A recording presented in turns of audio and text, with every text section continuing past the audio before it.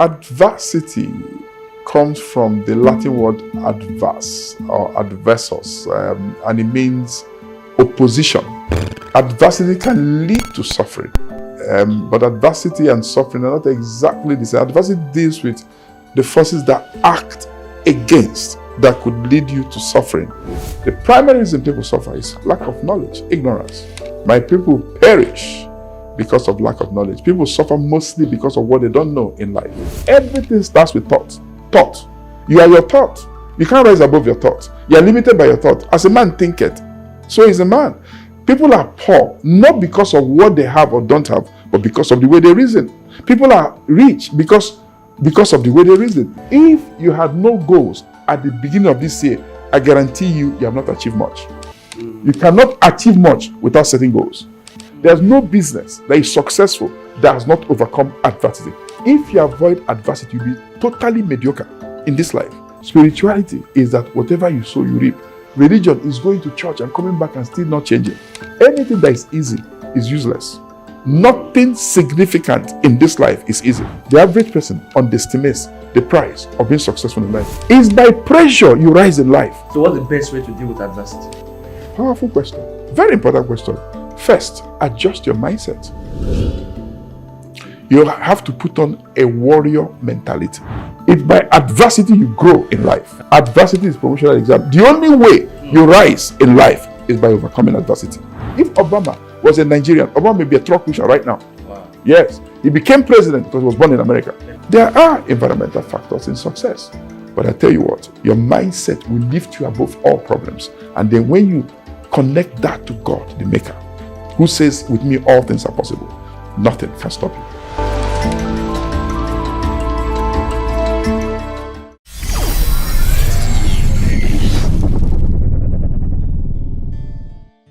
Hi guys, it's Benzik. Good to have you once again on this special interview episode. And I have a very powerful and special guest beside me here, and his name is John C. ENELAMAH. John C. ENELAMAH is widely traveled apostolic leader, social reformer, pastor, teacher, mentor, discipler of men and women, and author. John's primary calling is to strengthen the church by spreading the fires of revival and reformation. His burden is to help people and society transform through the preaching of the gospel of the kingdom and thereby fulfill the Great Commission. John is the president, founder of Kingdom Apostolic Revival Ministries, founding pastor, End Times Revival Ministries, and a co-founder of the Apostles in the Marketplace Network. John is the host of the radio program Lessons from the School of Life.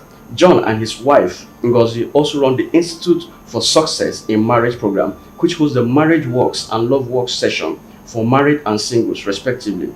John, a graduate of Quantity Surveying, Obafemi Awolowo University, Ile-Ife, Nigeria, obtained his ministerial license from Spirit Life Bible College, Irvine, California, and is a fellow of the Aspen Global Leadership Network.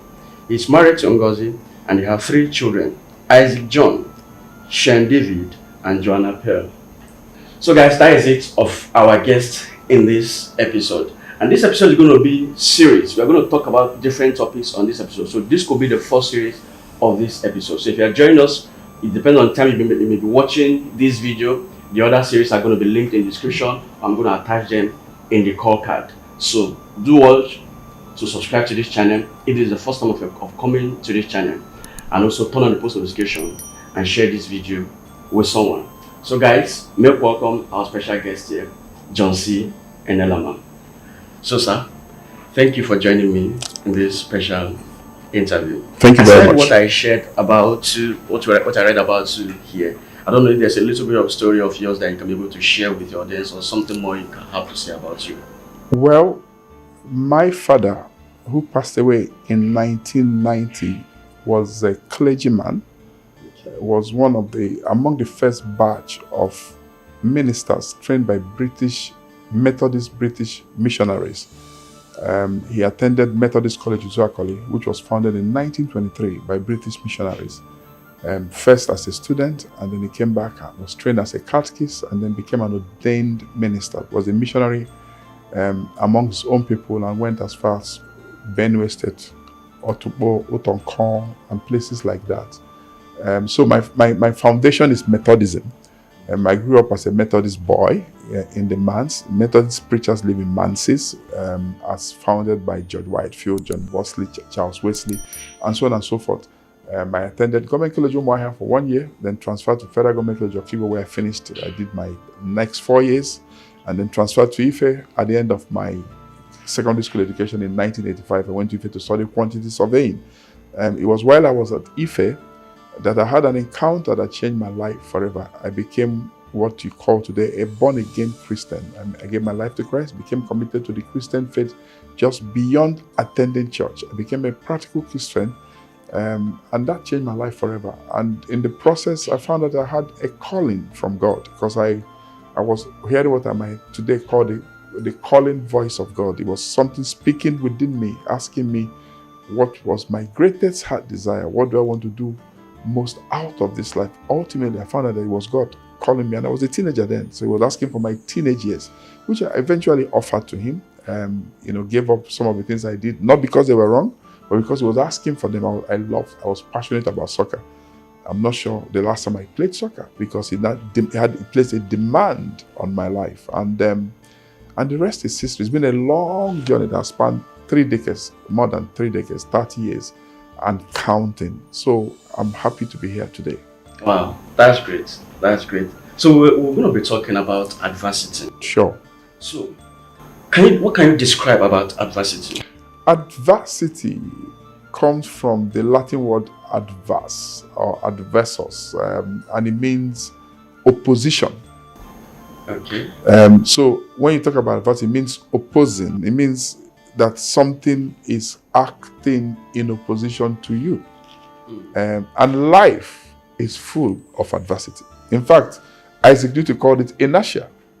The fact that you don't want to get up and go because there's forces. Right? If you look at Isaac Newton's laws of motion, even the third law says that when two objects interact, that they exert equal and opposite forces. So to every action, there's a reaction. That's opposition. When you want to get up, something is pushing back. When you are full of ideas, something is making you to sit down, not to go. And then many times you try to do things in life and it doesn't work the first time. It's adversity. Can adversity be described as suffering as well? Adversity, they are not exactly the same. Adversity can lead to suffering, but adversity and suffering are not exactly the same. Adversity deals with the forces that act against, that could lead you to suffering if you don't know how to handle them. But the reason why I say it's not necessarily suffering is because sometimes God can arrange adversity for you.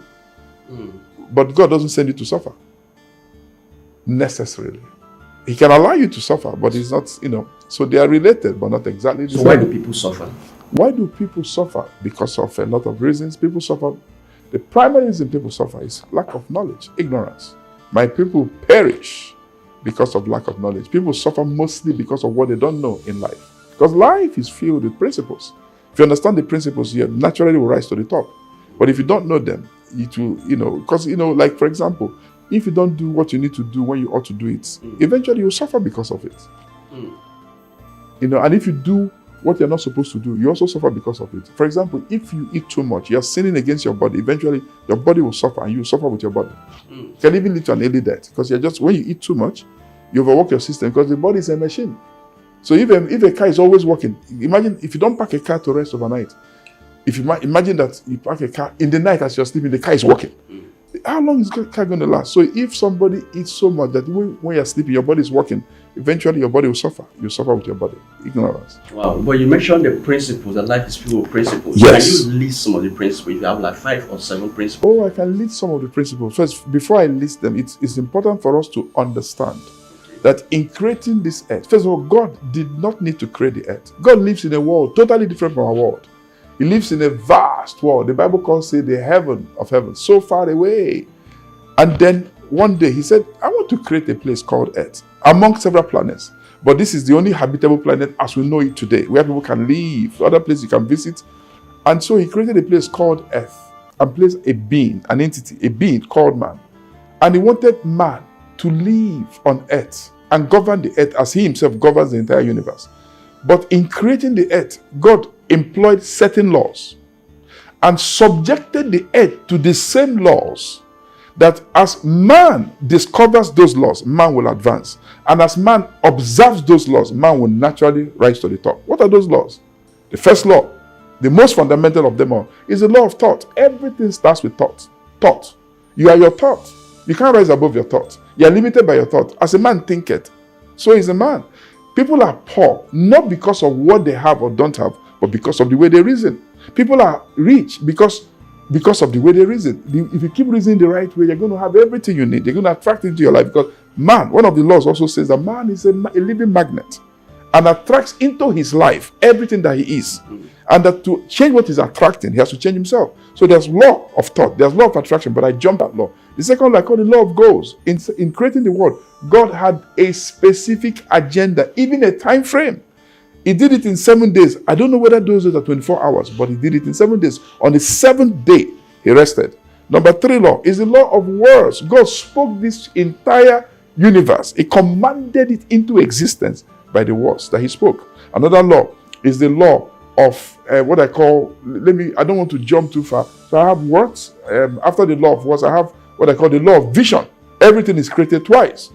Everything God did, he saw it before he did. When God said, let there be light, he could never have said, let there be light, except he saw light in the midst of darkness. So if you can't see it, you can't have it. It's a law. Then there's the law of faith. All things are possible. Nothing is impossible. In fact, if something does not exist and you decide, God will create it just to satisfy you, which leads us to the law of prayer. You can ask God for anything. In fact, the law of prayer simply states, said, don't worry about anything. Pray about everything. Don't forget to thank God and keep on praying until you get the answer. It's the law of prayer. Whatever things you desire, when you pray, believe that you receive it. You will have it. Nothing is impossible to the man who can believe and the man that can pray. And then there's a law of decision. Nothing becomes dynamic until it becomes specific. You have to be decided. God decided to create the earth. It's a law. So if you don't know what you are deciding, you're not going anywhere. So there's the law of persistence. You don't give up.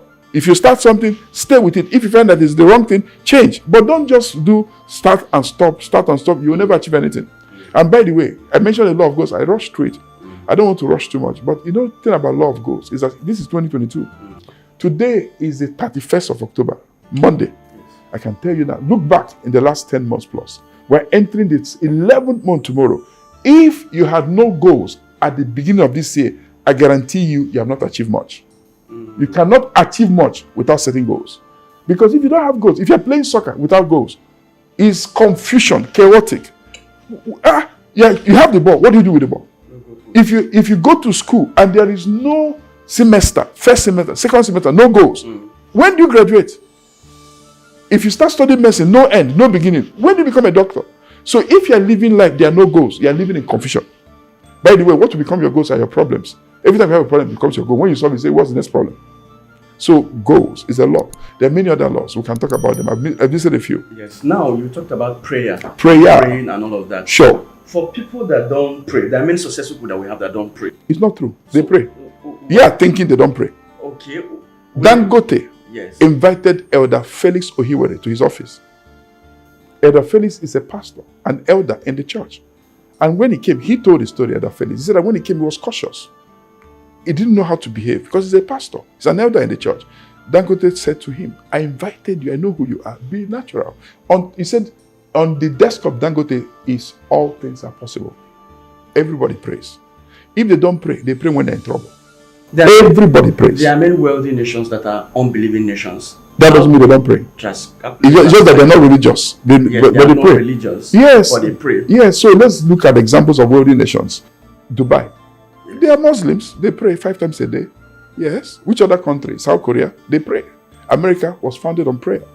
Prayer is asking favor from a supreme being. The thing that we'll be talking about is that there are many people that are not religious. But sometimes people are religious. They're not spiritual.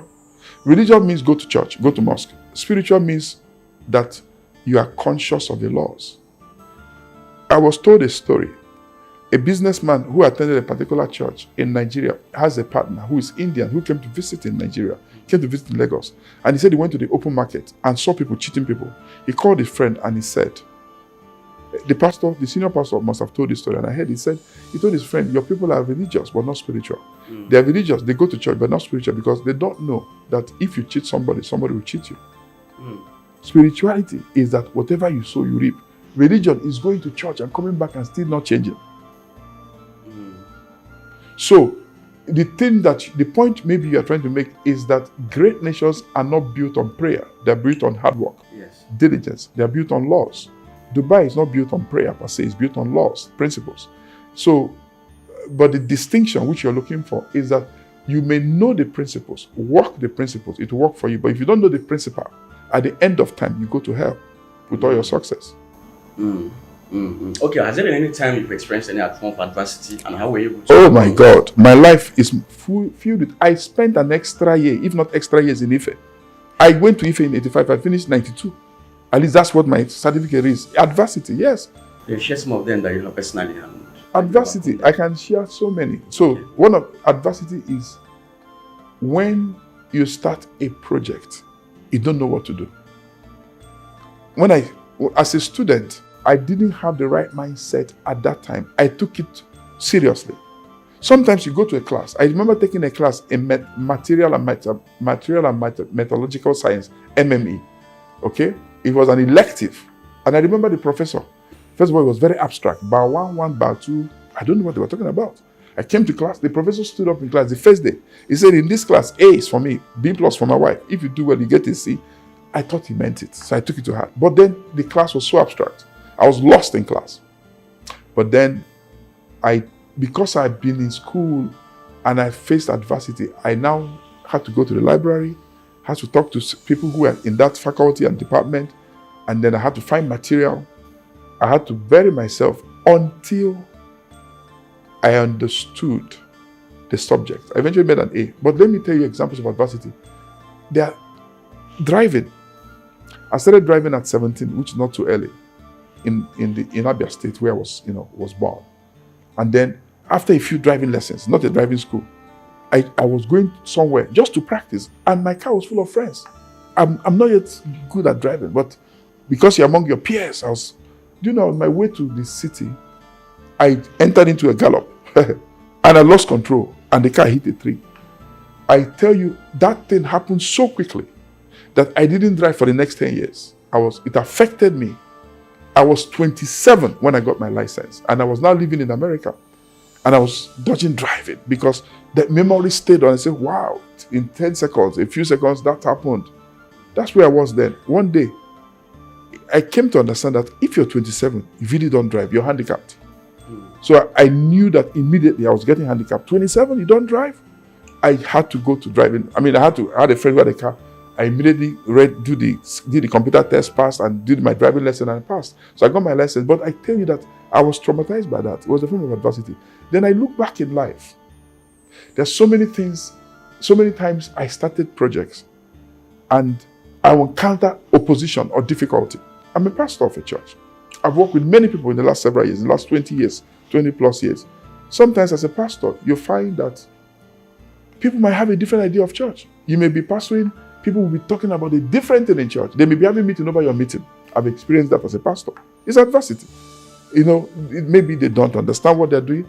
And I can think about, what else can I give as an example?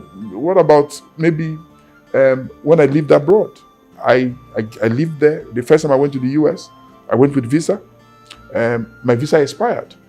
And then I needed to come back to ask myself, okay, so where do I live? Do I live there? I said, I can't live under the table. I can't live in a country where I don't have access to come in and to go out. That was a form of challenge. I decided to return to Nigeria. I said to myself and to God, I said, the God that can't give you permission to enter a country where you are hiding the country cannot be my God. I just showed up. I said, when it's time, that God will take me back. If there's a calling for that country. All those things involve adversity. But let me say something. We have to understand about adversity. Because of the meaning, opposition, throughout your life, anything that is easy is useless. Nothing significant in this life is easy. People have what I call a wrong motion of view of life. Let me explain it like this. I think the average person underestimates the price of being successful in life. Okay. The average person underestimates the price of being successful in life. So sometimes you approach that thinking people are doing well because it's easier or because they are smarter. No, they are doing well because they are overcoming adversity continually. They are fighting for their life. There's no business that is successful that has not overcome adversity. Nobody can do anything significant in this life, anything worth its name, that will not overcome adversity. So it's not possible for anybody to avoid anything like adversity? Is it possible? If you avoid adversity, you'll be totally mediocre in this life. You'll be worth nothing. It's by pressure you rise in life. If a plane avoids pressure, it will stay in the tarmac. It has to rise, it has to overcome pressure. It has to, it's the third law of motion. It has to be pushing pressure down in order to be lifted up. Opposite and equal reaction. So what's the best way to deal with adversity? Powerful question. Very important question. First, adjust your mindset. You have to put on a warrior mentality.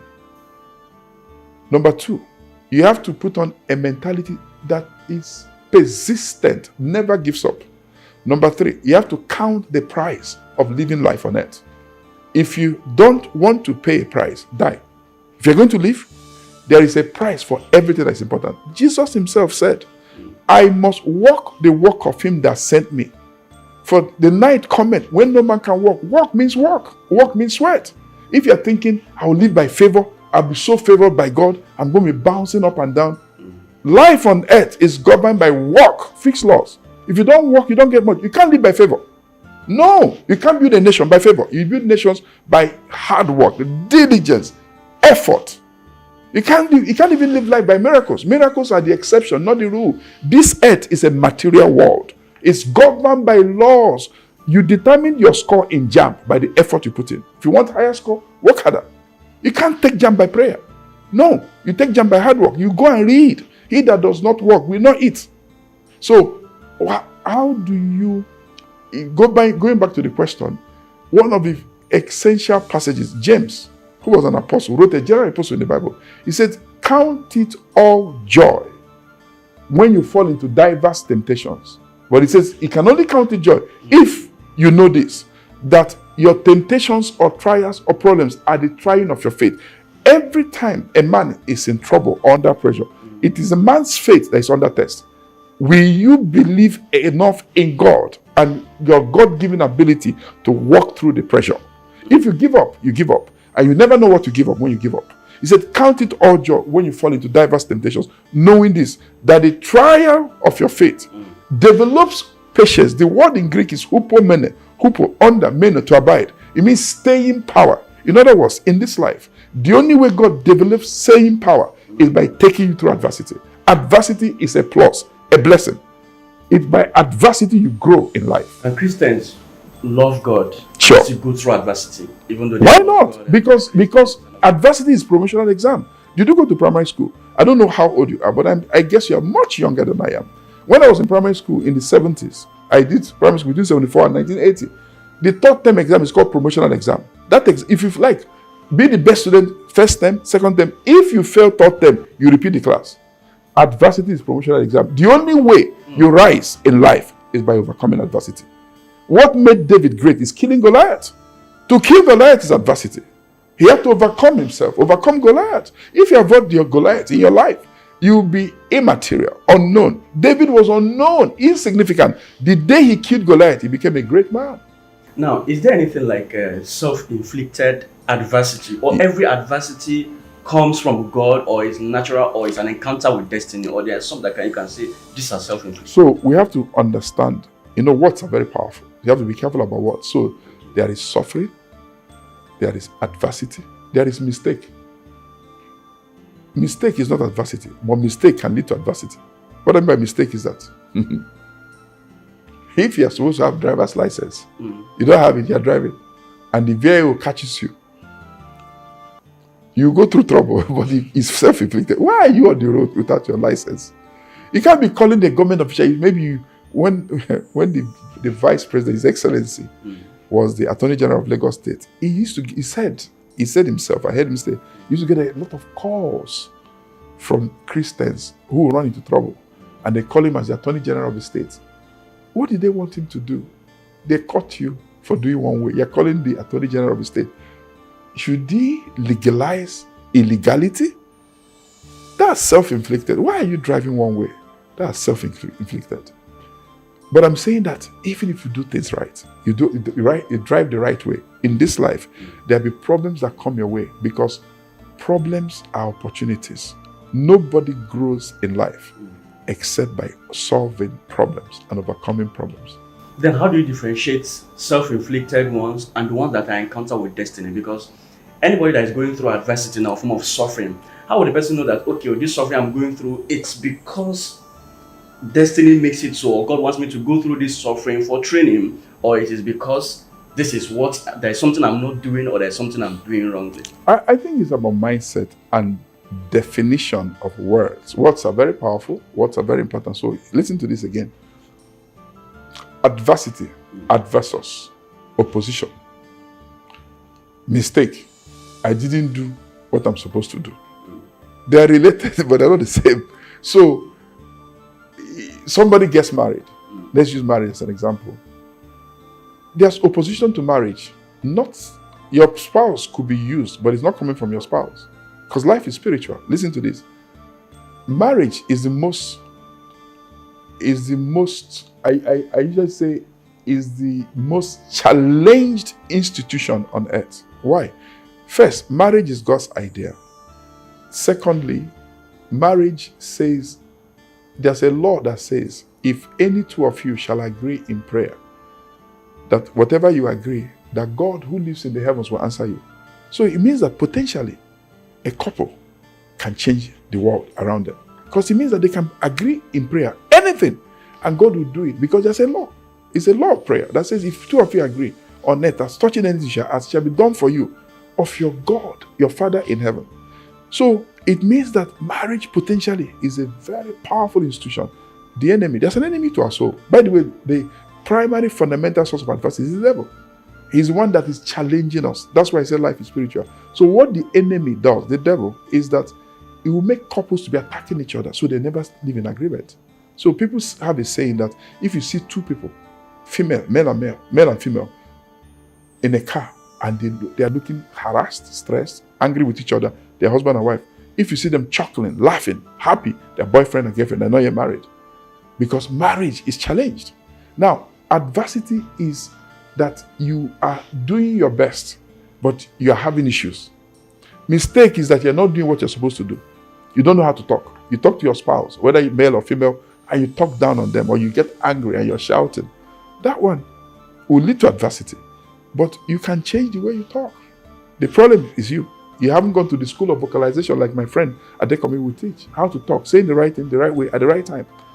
So my response to that question is that self-inflicted adversity is when something happens because of what you didn't do or because of what you did you shouldn't have done. But adversities, it doesn't matter what you did or didn't do. Even if you are doing right, you are going to witness opposition in this life because to every action, there is a reaction. When you want to go to school, you face adversity. When you want to build a bank, do any project, you're going to face oppositions from men, from spirits, from all kinds of things. But fundamentally, it's coming from the enemy of our soul.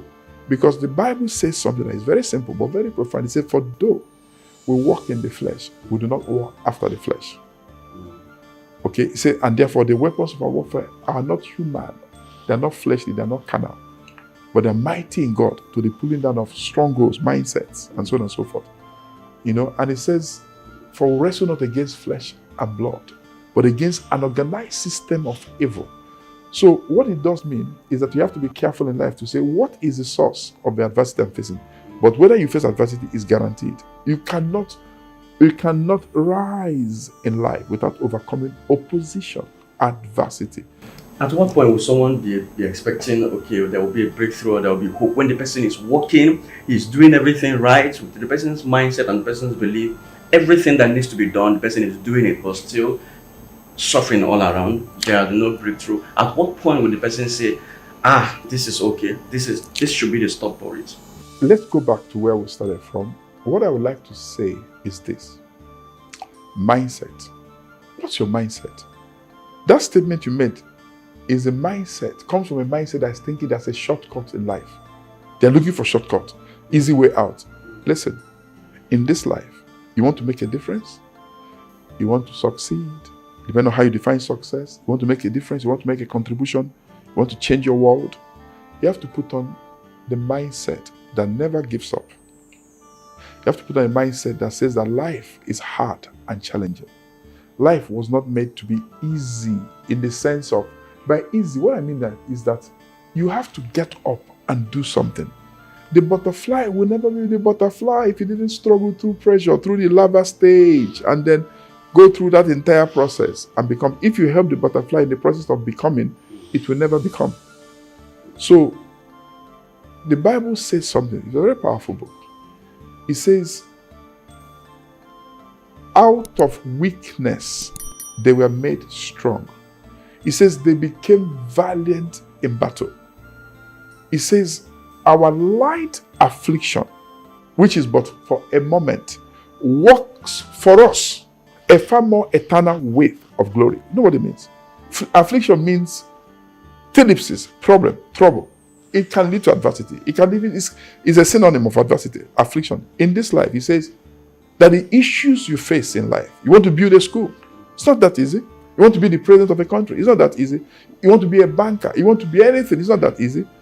And he says that when you are trying to become, that the challenges you face, the problems you might have, he says it's affliction, adversity, but it's light in comparison to eternity. He says it's a small thing, it's not a big thing. He says that adversity or affliction, he said, make it work for you, not against you. How? Mindset. So look, I've done many projects in my life. I used to give up very easily before now. When I realized, my God, that's the wrong mindset. That's why I spent an extra year. When I adjusted my thinking, whoa, and I realized that nothing significant will come. It's just get on with the job. I wake up every day now, I go. I don't complain. No, I don't sit down with people. Nigeria is this, Nigeria is that. What do you expect Nigeria to be? The problems you're seeing is the key to Nigeria's greatness. Solve them. Every problem is a key to, is an opportunity for greatness. We don't have power, solve it. You don't have water, solve it. You have a leadership challenge, solve it. There's corruption, stamp it out. Don't complain. He said, but everybody cannot do that. Yes, but you should not aspire to become a leader except you are willing to solve and resolve those issues. That's how nations become. Now, we have so many poor people in this country. Sure. So, are you going to say the poverty that is ravaging this land Yes. is a result of the citizens, Okay. or government policies, or destiny of God? How would you? Very powerful question. So let me tell you a story. It started with Terah, Abraham's father. And then Abraham, God spoke to Abraham, Genesis 12, and says, I'm going to make you a great nation. And then Abraham didn't have a child for a long time. Eventually, out in his old age, he had a child, Isaac. And then Isaac had, children, Jacob and Esau. Jacob became Israel. And Israel was the one that the covenant came from, or came to. And he became the nation of Israel. God spoke to Abraham, who became Abraham, and said, your people they'll be slaves in a strange land. 400 years. They eventually spent 430 years. There was a gap. I don't know why, but we can figure it out. And do you know that eventually a day came, they left Egypt, the land of their captivity, and they were on a journey to the promised land. Between Egypt and the promised land, listen to this, very simple but very profound. Between Egypt and the promised land, all Israelites were equally rich, equally poor. No enterprise, no entrepreneurial activity. God fed them in the wilderness for 40 years. They ate the same food, drank the same thing. Their clothes grew on them. Their shoes grew on them. The same quality, because they left Egypt harnessed on their way to the wilderness. When they came to the borders of the promised land, God said to their leader, Joshua, he said, you're about to enter the promised land now. Listen, there will always be the poor among you. But from this time onwards, people will become in life what they decide. Enterprise. God doesn't create poor people. People become poor by their choices. So, poverty is not destiny, it's a choice. It's your choice that makes it your destiny. What is poverty? God did not create anybody without talent and ability. It doesn't matter where you start from. how you're born is where you start life. It's not where you end. There are many people that are multi-billionaires in any currency who started poor. In this country, you have them, Koskaris. There are many of them. How did they become who they are? Choices. So, to be poor is a choice. But a nation can also make that choice for its people by its lack of development thereof. Okay, because I have a doctor who used to be a member of my church who is now late. He died on an Okada between CMS and the stadium. He's a trained doctor. He should never have died. A doctor in this same country will never be found on top of a bike. A doctor, after how many years of training? For him to be on a bike means that Nigeria stole his life. So your country, it's called HDI, Human Development Indices. Yes, they measure, what it really means in layman's language is that if a person is born in Osaka, Japan, and someone is born in Umuahia, Abia State, in Nigeria, someone is born in Los Angeles, in California, in America, the same day, 14th October 1969, what is the probability that each of those people will reach their full potential in life and fulfill their destiny? That's a national answer. It depends on the country. How the country. Yes! If you're born in America and you are willing, you can rise to the top because it will give you everything. If Obama was a Nigerian, Obama may be a truck pusher right now. Wow. Yes. He became president because he was born in America. If Obama, with due respect, was born in Kano, in Nigeria, and was born in Nigeria to Nigerian parents, nothing is guaranteed he will be who he is today. Why? Nigeria. It's a Nigerian factor. Wow. Yes. So there are many factors, reasons, but I can tell you that the most fundamental reason are the choices people make in life. So how do we deal with the Nigerian factor? We have to pay the price to become a great country. Part of the price is election is coming. How do you vote? Unless the right person becomes leader, the process might not start because everything rises and falls with leadership. If you don't have a leader that is solving a national problem, if you don't have the best and brightest in our country solving our most complex problems, Nigeria will never become a great country. Now, the challenge now is that even if people want to do the right thing in this country or to vote the right leaders, do you think poverty is one of the reasons that has eroded values on making people to do the right, the right candidates and all of that? Yes, but how can that help people? How did other nations evolve? Did you know a few years ago, we had a meeting in Lagos. One of our speakers was British, and he said, my mother is still alive. She's British. She went to primary school with no shoes on her feet. Is there a country that has not known poverty? Everybody starts in poverty. America started in poverty. In the first year, the pioneers who pioneered America, many of them died of cold, heat, of winter. They entered, they died. The winter killed some of them. There were issues with American Indians and so on and so forth. Countries evolve not because of lack of poverty, but despite the poverty. We have to overcome ourselves.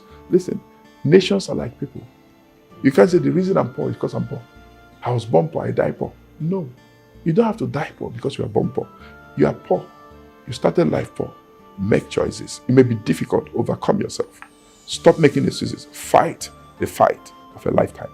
At what point do I give up? At what point will someone give up? After working so many work, facing adversity, do you think there should be a point in that person should say, no, this I should give it up because it's not my calling, or the person should see continue because you said destiny is all about adversity? Life. So at what point should someone give up, and at what point should the person press in? Life, despite the adversities. Life is about choices. You make up your mind. If you give up, you never know what to give up when you give up. If you give up and you die, you're dead. We can't do anything about that. It's about choices. I will never ask myself or my children. I will never train my children to say, at what point do you give up? I will never give up in this life. It's a mindset. My children will never give up. The way I'm raising them, they can't give up. They will overcome every challenge they face in life. It's a mindset. My father trained me not to give up. I had 10 children. All of them were graduates before he died. Or one of, I guess the oldest got her degree after my father passed away. But all of us, my father didn't give up. He didn't train graduates because he had the resources. He trained them because he decided education is important. The choices you make in life will make you. You make choices, they make you. If you give up, you give up. It's a choice. So giving up is a choice. It's a choice. And making decision is a choice. Yes. What do you think about this scenario of people talking about there are no opportunities in this country, and their only hope is to jackpot. That's what they call this pandemic that they call jackpot, which is going out of the country to the Western nations. That is where they feel their opportunities. Do you think anybody that has the opportunity to jackpot, to leave this country, to go to other Western nations just for the sake of survival due to this Nigerian syndrome, the person should go, or you think everybody should just face it here? Let me say that in life, you should never be running from something. You should always be running towards something.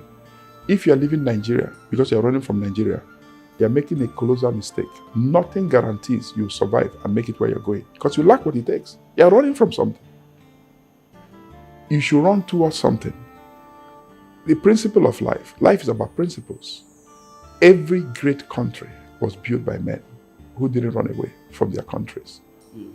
Those who leave Nigeria to go to other countries, they are going to enjoy the works of other men. They should do it with dignity. Don't just show up in Canada and be thanking God. Canada was built by Canadians. Let me tell you the law of life. God said in Genesis chapter 1, verse 26, let us create this earth and divide it into nations and give Canada to Canadians. Give America to the American Indians. Give Nigeria to Nigerians. Give Kenya to Kenyans. Give Sierra Leone to Sierra Leoneans. Let us hide and watch and see what each of these people do with their country. The Canadians developed Canada. The American Indians were there inside the bush. Europeans came from Europe and developed the country and built a superpower. There are moral issues there, but that's what happened. They gave Kenya to Kenyans. They gave Ghana to Ghanaians. Ghanaians are trying. They gave Nigeria to Nigerians. Most Nigerians are shipping out of Nigeria. But God is watching. Only Nigerians can change Nigeria. Every problem in Nigeria is an opportunity and seed for greatness. What are our problems? We don't have power. But you have over 200 million people. Generate power. You have water. You have Atlantic Ocean. What's your problem? What's our problem? Corruption. What is corruption? Morality. People don't know the price of corruption. People don't know that when you land at the airport and people are following you, they want to carry your bag, or you go to the toilet to use yourself, somebody's there with toilet roll. Nobody will ever do that in America, holding toilet roll. They have so much dignity for man that a man cannot be holding toilet roll for another man. But it's poverty, because the other man says, if I don't do this, I have no other job. But they are dehumanizing people. Let me say this. Nigeria is a land of extraordinary opportunity. Where are the opportunities? In our problems. Every Nigerian problem is a seed and a key to greatness. Every problem, whether it's lack of power, whether it's lack of water supply, whether it's lack of housing, whether it's corruption in leadership, they are all problems. They are all solvable. They are keys to greatness. What the average Nigerian needs to do is to adjust their thinking, to know that where there is problem, there's opportunity. Now, do you think it's about thinking, or you think it's about the environment? Because if as a very good doctor, you do not have the environment to thrive in this country, do you still remain inside in the country because you want to thrive, or you should go where they give you the environment to thrive? It's all of the above. Are there doctors that are thriving in Nigeria? There are so many world-class businesses. They think locally, they think globally, they act locally. There are so many in every field of human endeavor. There are schools in this country built by Nigerians who started from poverty. The waterman was built by a man, he's dead. Go and look at his background. He's the second MD of GT Bank. Go and find out where he started from. He built a world-class school. How? He worked hard. It's not rocket science. People came from Britain, call it colonization. They built government college, medical college. These were ordinary people, missionaries. They didn't have much. So it's about mindset. It's not about environment alone. There are environmental factors. But I'm saying that Oyibo man came to Africa. Listen, when missionaries came to Africa, they said, give us land to build schools. Do you know the land they gave them? Forbidden land. They said, that land, go there and die. The Oyibo man didn't believe in that. They didn't die. They took the land, built schools. Yes, the land that we said is forbidden, the spirit is living there. They went there, no spirit was found there. Because what you believe will kill you. Yes, you believe in spirits, they will kill you. You don't believe in spirits, they can't kill you. Oyibo man, they gave them forbidden land all over the east. I don't know about other parts of the country. They entered it, built schools, built this, they didn't die. Mary Celeste came from there, from a rich background, came and lived in Nigeria transform lives. Let nobody make excuse because of environment. There are environmental factors in success. But I tell you what, your mindset will lift you above all problems. And then when you connect that to God, the Maker, who says, with me all things are possible, nothing can stop you. So now, what do you think is the primary difference between an average man in the West and an average man in Africa? Well, that brings your point. The average man in the West grows up in a place he's never seen power outage. When there's power outage, they die of stress. Wow. If they take light in New York, the state might pay them stress allowance. If you take light for a day in New York, they might pay them stress allowance. Seriously? Yes, because they don't know anything like that. They don't know what it means for there to be no light. Look, I go to America. I've lived there for a season. I look for overhead tank. I'm seeing water running. I say, where's the overhead tank? I don't see. I look for pipe. I don't see pipe. Then I now track the water to waterworks. You don't have water in your house in America because you are rich. You have water because you're a human being. When I first went there in 94, I rented a house for the first time in 96, after 2 years of being a student in California, Orange County. When I rented the house, the phone company called me, and said, when do you move in? Want to activate your phone? They will not rent a house to you except it has power, gas, and all the amenities. If it doesn't have those things, the house is not rentable. Wow. The government will not allow anybody to live there. When you grow up in an environment like that, and you grow up in a part of the world where you use lantern for your degree exams, you don't have the same mindset. But remember, however, that sometimes capacity in life is fueled in the furnace of adversity. Yes. You can become more resilient in life because of what you've been through. So you can take advantage of the opportunity, in the lifetime of that opportunity to become great in this life. Don't let your challenges push you back. Sometimes God, the creator of the heavens and the earth, creates adversity in order to produce a different set of human beings on whom he can depend upon to achieve a different set of results. Listen, something about Africa you must not forget. It's called a dark continent, yes. Nigeria is the most populous black nation on earth. Nigeria has a calling from God. Many of our problems as a country have been allowed by God, some of them created by God, through human failures and human mistakes, but to produce a set of people, an arising people, arise, O compatriots, through whom he can partner with at the end of time to make a difference globally. That's the purpose of a Nigerian nation. He wants a set of people, blacks, living among themselves, that he can work with all over the world, especially to export the values of his kingdom. As the West is turning upside down, man is marrying man, woman is marrying woman. They can't define male and female. It's a problem. But Africa doesn't have that problem yet and may not have it, because part of their calling is to show the world that God is a God of absolutes, not relativity. In practicality, as we round up this session, what are the 5 things you can tell anybody now going through adversity? Just 5 things, practical things the person can start doing, maybe to start coming out of it gradually or to overcome it at the end of the day. If you're in a very difficult place, yes, to eat is a problem. yes, You don't even have a place to sleep. The future looks bleak. The economy has a free fall almost. Things are multiple times more expensive today than they were 8 years ago or 5 years ago. Maybe you've gone to school, you've graduated, and you really don't know what to do. Here are things I suggest. Number 1, don't give up. Because when you give up, you don't know what to give up when you give up. Don't give up. Number 2, believe in God. Believe in God. I'm not asking you to become religious. Believe in God. Believe in God. There is a God in the heavens that rules in the affairs of men. I will even encourage you, give your life to him through the name of Jesus Christ. Why? Because that's the only name under heaven given amongst men whereby you can be saved. There's no other name that can get you saved. That's an absolute. Somebody may argue. There's no room for argument now. Yes. You can say, what about this? What about that? Well, I don't have all the answers, but I do know that changed my life forever. Number 3, adjust your thinking. Don't you put on the mentality that there is a shortcut in life. You're going to walk your way through this life.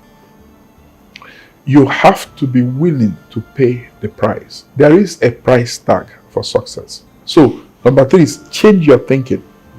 Number 4 is be willing, despite your sufferings and challenges, despite where you're starting from, be willing to pay the price of success. Don't be looking for shortcuts, is what I'm saying. There's no shortcut. Every shortcut you take will cut you short of that place you're going. And the final thing is that I want you to have a solution mentality. Say to yourself, I don't have the answers, but I'm going to be part of the solution. Instead of enumerating the problems, going to beer parlors, people are hanging around, drinking, eating ngwongwo and isiewu and just talking and talking. Leave talk alone. Make up your mind, I'm part of the solution. The final thing I'll say, be open, be flexible. In fact, I will even say, go to school, formal and informal. Listen, you say, I don't have anything. Yes. Education is not all formal. Begin to educate yourself. Any opportunity to learn, to read a book, read. Because if you keep seeking for knowledge, if you keep seeking, despite your poverty, don't make your material poverty to be a mental poverty. Educate your mind. Don't let your environmental factor to become a mental challenge. Educate your mind. If you keep seeking for knowledge, a day will come when you, despite where you started from, become a fountain of knowledge. In that day, you will know that knowledge will put you over the top, especially if you partner with God. Wow. Thank you so much for this particular episode. It's really wonderful and it's mind-blowing. So, guys, that is what we have for adversity. And within the course of this particular interview, I believe you've been hearing him talking about mindset. So the next episode is going to be on mindset, developing an Olympic mindset. So depending on the time you'll be watching this video, that may have been posted also. You may see it in the description, or I will share it also in the call card by the end of this video. So you should watch out for that so you can understand how you can develop the right mindset for your business, for your life, and everything in general. So thank our guest for this particular one, John C. ENELAMAH. So thank you very much for this particular one. So guys, that is it for this. You can click here to watch the other episode, or click this other place to watch the second one. Thank you so much. My name is Benzik. Subscribe to this channel if you're yet to subscribe, and I'll see you again. Cheers.